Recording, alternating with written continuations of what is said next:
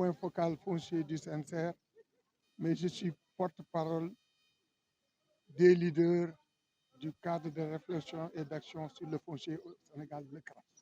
On est aujourd'hui dans la région de Saint-Louis, particulièrement dans le Delta. Et le Delta fait partie des points de la zone de la vallée.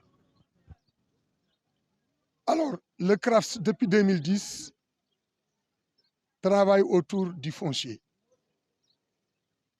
travaille autour de la production des connaissances, l'analyse de ces connaissances, le plaidoyer et le lobby, et particulièrement la défense des communautés rurales et locales.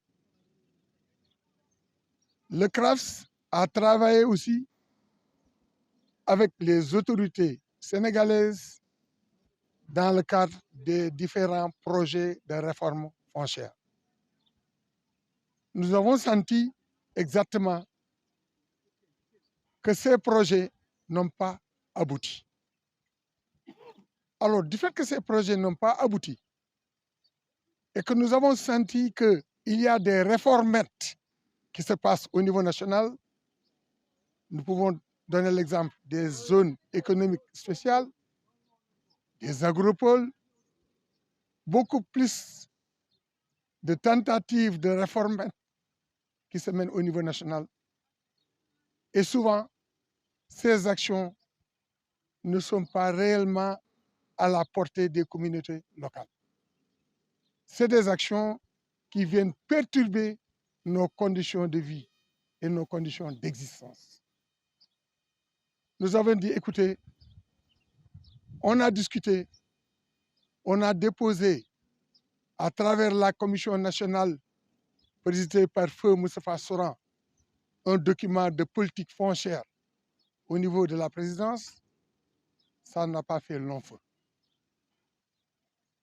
On devait travailler sur un autre document concernant la législation foncière. S'il n'y a pas accord au niveau de la politique foncière, il ne peut pas avoir de législation foncière. Mais le CRAF s'est réuni, a élaboré une feuille de route, et cette feuille de route nous permet d'avoir un plan B. Et aujourd'hui, on est dans le département de Dagana et de Saint-Louis pour discuter de la problématique foncière, de la gouvernance foncière. Nous avons déjà organisé un forum à Bayach, dans la zone de Niaï.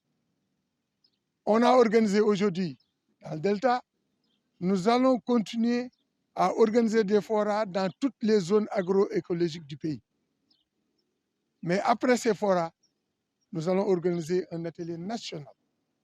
Et l'atelier va nous permettre d'avoir encore des arguments pour questionner les politiques. L'atelier va nous permettre d'interroger les futurs candidats présidentiels. Mais l'atelier va nous permettre aussi de jouer un rôle important dans le cadre de l'appropriation de cette thématique foncière au niveau local. Mais nous avons travaillé à travers nos cellules de veille au niveau de ces zones agroécologiques. Et ces cellules, non seulement organisent les forats, mais on va continuer à mettre sur pied des cellules au niveau des communes pour mieux approcher le monde rural et les communautés locales. Nous ne pouvons pas pousser le président à prendre des décisions, mais nous avons des stratégies que nous allons poser pour que les gens nous écoutent. Et c'est ça notre sentiment. Et vous avez vu aujourd'hui que des problèmes sont sortis. Les problèmes de Diaël par rapport à Sen-Huile, Sen-Ethanol, les problèmes de CACL, tant d'autres problèmes. Donc, l'accès à la terre pour les jeunes, pour les femmes, pour les familles qui ne sont pas vraiment à la hauteur. Tout cela, on en a discuté. Nous avons aussi permis à la SED de présenter les enjeux fonciers et tout ce qu'ils font sous forme d'investissement et d'infrastructures liées aux fonciers et aux ressources naturelles. Nous avons aussi la chance d'avoir l'accompagnement de M. Samba Traoré, juriste, de M. Sidi Sek, notre modérateur géographe, mais surtout de l'ancien directeur du cadastre, Mahmoud Fall, qui nous a vraiment édifiés sur certaines dispositions liées à la gestion foncière.